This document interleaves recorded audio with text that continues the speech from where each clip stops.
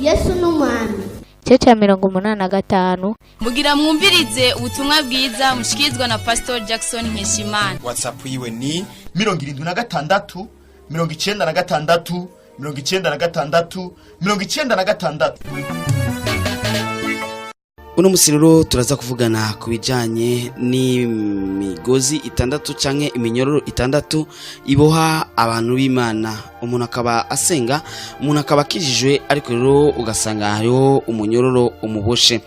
Mu minyororo 6 Imana ntiyabidushoboza, tuzobandanya tuyiga imwe tuyiga rimwe, ubundi tuyiga bukurikira gutyo na gutyo.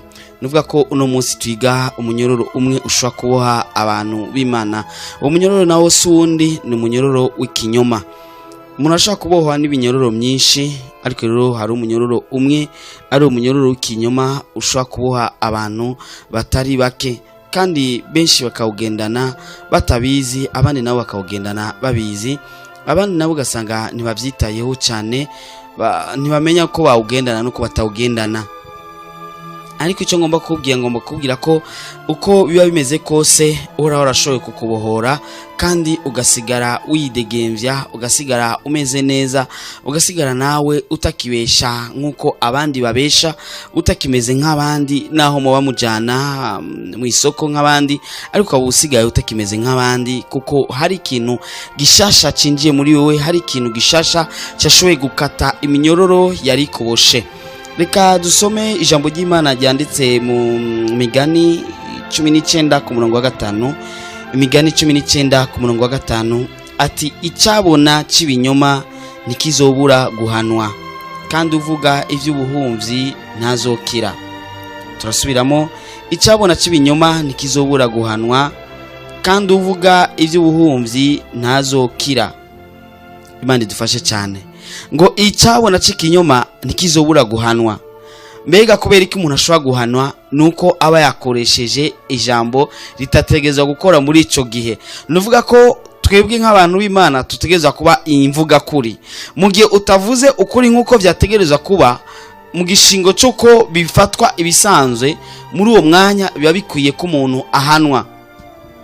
Hari ikindi gihe umuntu yimvira ko avuze amajambo biba bihereye ngaho nyine biba biheze, ariko ijambo ryose tuvuga turivuga rikaba ryanditswe ahantu. Nuvuga ko kuri wa munsi w'iherezo ibintu byose umuntu yakoze urazi ko bizogaragara, ibintu byose umuntu yavuze bizogaragara. Nimba abana b'abantu bafise ivyuma bifata amajwi, mu ijuru ho bararenza mu gufata amajwi. Nimba abana b'abantu bafise ivyuma bishobora gufata amasanamu, mu ijuru ho birarushirije kubaho ko mushobora gufata isanamu. Ngomba kuvuga ko ikinyoma ukoresha ntabwo gishobora kugushira hejuru, ahubwo kigushira hasi. Uretse nuko kigushira hasi, ahubwo kiranatuma uhanwa. Abantu rero hari igihe ikinyoma bagifata nk'akajambo gasanzwe gusa, nkuko umuntu ashobora kuvuga ijambo risanzwe, kuvuga ko inzu yera ukacuvuga ko yirabura, ukabona umengana ibisanzwe, ariko kandi ubizi neza ko ubeshe. Ico ni igihano burondera imbere y'Imana. Hari ikindi gihe ubesha utabizi, aho urumva ntavyo ubuzi, mugabo kandi ntiwihute kuvuga, ahubwo wihute kumva, kuko wihuse kuvuga niho hahandi usanga wabeshe utabizi. Waciye ahantu hari accident, wabonye abantu bari benshi cyane, bakubaza ati hajya niki, ati ni accident, ati mbega none uwo bagonze yapfuye, ati yapfuye, kandi tavyo wabonye, kubera ubona umenga yari accident ikomeye cyane. Mu gishingo cyo kuvuga ati yapfuye, utumuvuga ati ndibaza, mugabo ntavyo nzi neza, ndibaza ko yapfuye ko mbonye ingene bamugonze, mbona umenga yoba yapfuye. Mugabo urashaka kwemeza, ukemeza neza ko ubizi ko yapfuye, kandi utabizi, kandi atavyo wiboneye amaso mu yandi.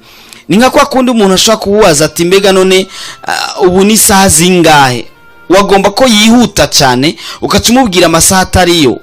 Muhejeje kumviriza ubutumwa bwiza mushikizwa na Pastor Jackson Nkeshimana. WhatsApp yiwe ni 76 96 96. Urashobora kandi no kubusanga kuri Facebook yiwe canke YouTube yiwe. Ukaba wahezagiwe burungikire n'abandi.